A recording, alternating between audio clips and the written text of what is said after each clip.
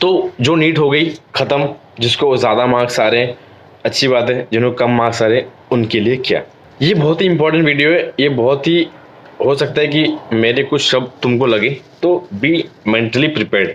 Hey guys, welcome back to my channel. My name is Lokesh Raut and I am a fourth year medical student in Orenburg state medical university. तो जैसे कि सबको पता NEET हो गया, इसके पहले मैंने एक वीडियो डाल दी कि आपका कट ऑफ कितना होगा। मैंने ऑल इंडिया कट ऑफ उसमें डिस्कस किया, तो जिन जिन लोगों ने वीडियो देखी वो यहाँ पे क्लिक कर दो तुरंत, यहाँ पे या इस साइड जहाँ भी आएगा। मैं कुछ ऐसा ही बोलूँगा जैसे तुमको लगा कि यार भाई हमको अंडर एस्टिमेट कर रही है ऐसा कुछ, लेकिन मैं आपके सामने फैक्ट्स रखूंगा। ठीक है, फैक्ट्स रखने से फ़ायदा ये होगा कि आप एक खुद से ट्रू रहोगे, आपको असली सिचुएशन पता चलेगी and you will not misguide yourself, या आप एक गलत स्टेप नहीं लेंगे। सबसे ज़्यादा चलन अगर ड्रॉप का होता है, मतलब ड्रॉप मतलब रिपीट बेसिकली, जो भी एक साल आप ड्रॉप लेते हो, 2 साल ड्रॉप लेते हो, आप वेट करते हो अगला नीट दूंगा अगला नीट दूंगा, ठीक है, नीट देने के बाद फिर अगला ड्रॉप फिर अगला ड्रॉप, इसको ड्रॉप बोलते हो। सबसे ज़्यादा चलन जो होता है ड्रॉप का वो एमपीएससी यूपीएससी, वो तो अलग क्राइटेरिया होगा, वो तो ग्रेजुएशन के बाद होता है वैसे वो एग्जाम्स, लेकिन सबसे ज़्यादा चलन ड्रॉप का अपने में होता है, अपने मतलब अपने मेडिकल वालों में। तो आईआईटी जेई वाले होते ड्रॉप नहीं लेते जितने मेडिकल में ड्रॉप लेते, मतलब 3 4 ड्रॉप 5 2 ड्रॉप तो अपने आप कॉमन ही है। 2 ड्रॉप तो ऐसा होता है कि बच्चा अगर मेडिकल की पढ़ाई कर रहा है तो ही इवेंचुअली वो 2 ड्रॉप लेगा ही, 2 ड्रॉप उसको काउंट करने पड़ते, ऐसा हो गया अपने यहाँ।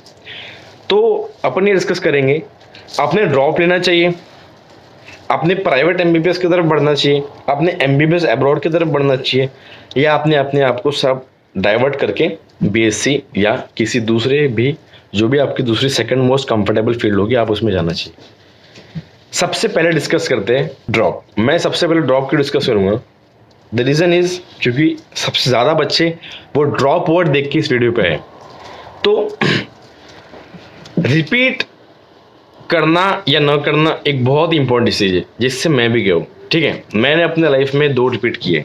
मैंने पहला नीट दिया, उसके बाद में 1 ड्रॉप लिया and then I took the second drop.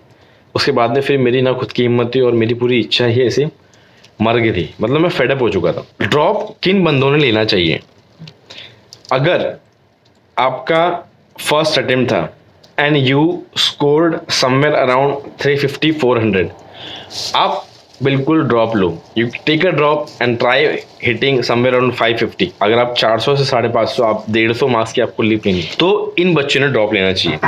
उसके बाद अगर किसने एक ड्रॉप लेने के बाद में उसके 500 नंबर के आसपास आ रहे, एक ड्रॉप उसका हो गया एंड ही स्कोरिंग अराउंड 500, तो उसने ड्रॉप लेना चाहिए कि सेकंड राउंड में मैं 600 ला दूंगा। ठीक है, ये सब चीज़ों पे टर्म्स एंड कंडीशन अप्लाई होती है। 600 ला दूंगा इन द सेंस मैं 600 ला सकता हूँ क्या? अगर आपके मैं ये बोल रहा हूँ कि अगर कोई बच्चा है जिसको 500 नंबर आ रहे हैं, उसमें पोटेंशियल, उसमें एबिलिटी है, वो बंदा बिल्कुल ड्रॉप के लिए जाए। बिल्कुल, अगर वो परेशान नहीं हुआ है, मतलब वो बोर नहीं हुआ है खुद के इससे कि यार मैं सेम से पढ़ूंगा, अगर उसको लग रहा है कि यार मैं 500 हिट कर चुका हूँ, तो बिल्कुल ड्रॉप के लिए जाए। लेकिन अगर कुछ बंदे हैं जिन्होंने फर्स्ट अटेम्प्ट में दे हैव स्कोर्ड अराउंड 180 200, ठीक है, और वो बोल रहे कि भैया मैं ड्रॉप करूंगा और फिर सीधा 550 600 मेरा ओबीसी का है तो मैं कट ऑफ ला लूंगा, तो ऐसा नहीं होगा। अगर आपने 180 200 स्कोर किया है, तो आपको पता चल गया कि आपकी एबिलिटी क्या है, आपका पोटेंशियल क्या है, आप सीधा 300 350 मार्क्स की लीप नहीं ले सकते। This is not possible. ठीक है, मैं ये नहीं बोल रहा हूँ कि यार ऐसा हो ही नहीं सकता, लेकिन आप खुद सोच के चलो, बी ट्रू टू योरसेल्फ, कि अगर आपने 200 मार्क्स लाए, आप बोल रहे हो कि मैं अगले साल 600 550 600 ला दूंगा, ऐसा प्रैक्टिकली पॉसिबल नहीं है। इसलिए मैं बोल रहा हूँ ये लोग जो है वो बिल्कुल भी ड्रॉप करने के लिए ट्राई ना करें। इनके लिए आगे मैं ऑप्शन बताऊंगा, आप अब तो वीडियो देखो, मैं बाकी बच्चों को पहले कमेंट कर देता हूँ। उसके बाद कुछ ऐसे बच्चे जिन्होंने एक अटेम्प्ट हो गया उनका, फिर उसके बाद फर्स्ट ड्रॉप हुआ and they scored somewhere around 300 350, उन लोगों ने भी ड्रॉप नहीं लेना चाहिए। आप 300 350 लाए हो एक ड्रॉप के बाद में, एंड उसके बाद आप सेकंड ड्रॉप में बोल रहे हो कि मैं 200-250 मार्क्स और ला लूंगा समवेयर अराउंड 550 600 के आसपास, तो वो भी पॉसिबल नहीं होगा भैया। ड्रॉप का सबसे मेन जो डिसाइडिंग फैक्टर होता है वो आपके मार्क्स नहीं होते, वो होता है आपका खुद का एक पोटेंशियल। आप खुद से पूछो मेरे से होगा क्या, यार मैं कर पाऊंगा क्या, मैं उसके लिए बना हूं क्या, ऐसा। मतलब आप सोचो कि यार मेरे को इतने मार्क्स आए, मैंने इतना पढ़ा, इतना घंटा पढ़ा है, मैंने पूरी अपनी ताकत लगा दी, तब जाके मेरे को इतने मार्क्स आए हैं, और उसके बाद में सच में उतने मार्क्स ला पाऊंगा क्या? ईजी नहीं है। आपको अगर लगता होगा कि यार मैं 400 ला चुका हूँ अब तो 500 ही लाने, 100 ही मार्क्स लाने नहीं, आपको 100 मार्क्स लाना, आपको पूरे 500 मार्क्स लाने। वो जो 400 आए हैं ना वो भी लाने, उसके बाद और आपको 100 लाने। ऐसा नहीं कि वो 400 ला ली तो फिक्स हो गया, उसके बाद आपको 100 लाओगे तो वो ऐड हो जाएंगे, 500 हो जाएंगे, ऐसा नहीं होता। ये मेरी सोच थी, इसलिए मैं बोल रहा हूँ। जब आपको लगे कि आप कर दोगे, यार मेरी एबिलिटी है, मैं कर दूंगा, हार्डली मैं 50-60 मार्क्स से शॉर्ट रहा हूँ, आप बिल्कुल ड्रॉप लो, कोई नहीं रोक रहा आपको ड्रॉप लेने को। लेकिन अगर आपका फर्स्ट ड्रॉप हो गया, सेकंड ड्रॉप हो गया, फिर भी आप 450 के आसपास लटके हो, फिर कोई आपका सेंस नहीं बनता, you are just wasting another year of your life. अगर आपकी कैटेगरी में आप गिरते हो कि मेरी एससी कैटेगरी है यार, मेरे को और 50-60 मार्क्स चाहिए, आई कैन डू, ठीक है।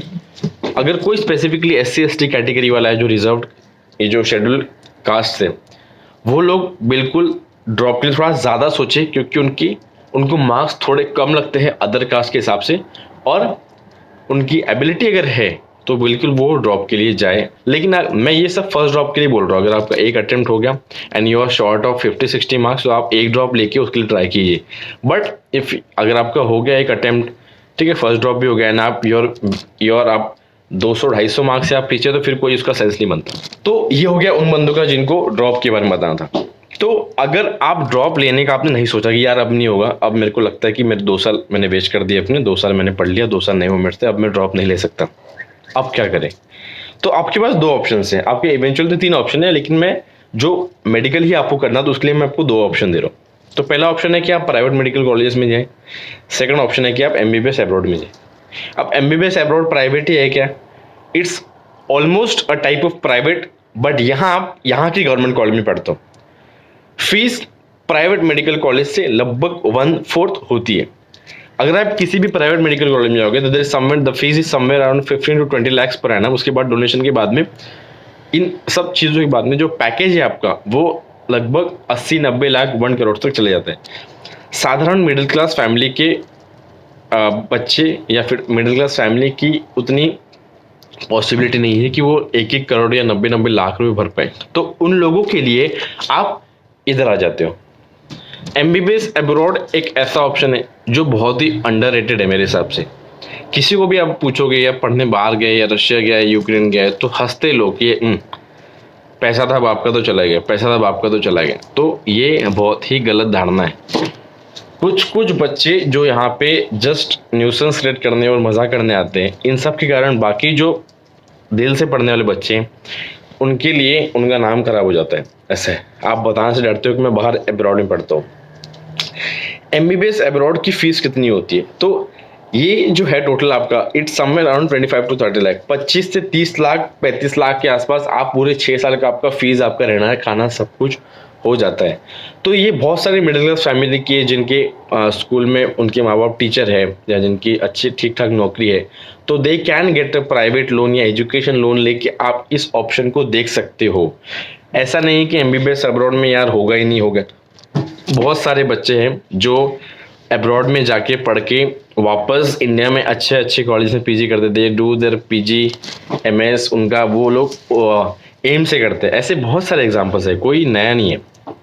तो अगर आपको लग रहा है कि नहीं यार मैं रिपीट तो नहीं कर सकता, लेकिन मेरे में एबिलिटी है कि मैं एमबीबीएस कर लूँगा, ठीक है, मैं भले ही शॉर्ट रहा हूँ 50-60 मार्क्स से, बट मेरी एबिलिटी है, तो आप बिल्कुल एमबीबीएस अब्रॉड के बारे में सोचना रखनी चाहिए। Give it a thought. आपको बाकी अगर उसके बारे में डिटेल्स चाहिए तो मेरे पूरे चैनल पे उसकी डिटेल्स पढ़िए, उसकी फ़ीस क्या है, कॉलेजेस कैसे हैं, हम लोग क्लासेस कैसे करते हैं, every single detail is been provided in the नीचे इन द वीडियोस, ठीक है। उसके बारे में अगर आपको कोई डाउट है एडमिशन को लेके, यार एडमिशन कैसे करना है भैया, कितना खर्चा आएगा, तो इन सब के लिए आप मेरे से बात कर सकते हैं। नीचे कॉन्टैक्ट मेरे सभी इंस्टाग्राम लिंक दी है, फेसबुक, ट्विटर, स्नैपचैट, और मेरा टेलीग्राम ग्रुप का लिंक दिया, उस टेलीग्राम ग्रुप को आप ज्वाइन करना। उसके बाद में आप अपने अपने डाउट्स उसमें ले सकते हो कि भैया मेरा ये क्वेश्चन है, मैं तुरंत with in few minutes, 30 minutes से 1 आवर के अंदर आपको रिप्लाई दे दूंगा। ये हो गया MBBS abroad private medical colleges से ड्रॉप। एक लास्ट ऑप्शन बचता है एक कि आपको आपका फील्ड ही चेंज करना है। अब कुछ होते कि भैया मैं एमबीबीएस अब्रॉड भी मैं सोच रहा हूँ कि मेरे को बहुत कम मार्क्स आए थे, मैं अराउंड मेरे को 90-95 या 110 ही मार्क्स गिरे, मेरे से नहीं होगा, मैं उसके लिए बना ही नहीं हूँ, मैं कैपेबल नहीं हूँ, तो मैं अपने माँ के पैसे क्यों वेस्ट करूँ। बिल्कुल सही थॉट है, बी ट्रू टू योरसेल्फ। आपने सोच लिया कि नहीं यार मेरे को कम मार्क्स आए, मेरे से नहीं होगी वो चीज़, मैं कोई और चीज़ कर लूँगा, इसके बाद में कुछ कुछ बच्चे होते हैं, उसके बाद में आप फील्ड चेंज कर सकते हो। जैसे कुछ बच्चे होते हैं जो फार्मेसी करते हैं, ठीक है, they get their self involve into pharmacy. कुछ बच्चे होते हैं जो बीएससी करते हैं, और कुछ ऐसे नमूने होते हैं जो इन सब कोर्सेज के साथ से फिर से नीट की प्रिपरेशन करते हैं। तो ऐसा अगर आप कर रहे हो तो मैं बिल्कुल बोलूँगा कि ऐसा प्लीज़ ना करो।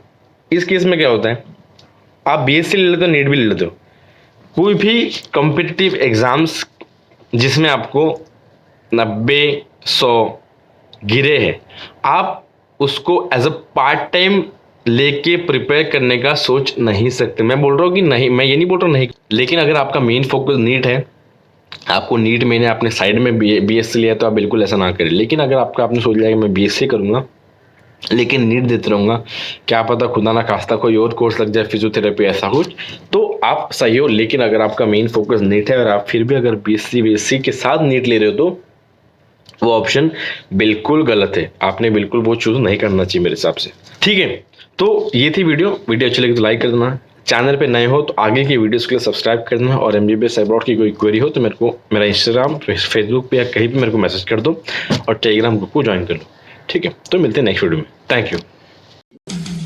ਜਿਵੇਂ ਸਾਨੂੰ ਛੱਡ ਗਈਆਂ ਨੀ ਤੂੰ ਅਲੜੇ ਜਦੋਂ ਤੈਨੂੰ ਕੋਈ ਛੱਡੂਗਾ ਤਾਂ ਪਤਾ ਲੱਗੂਗਾ।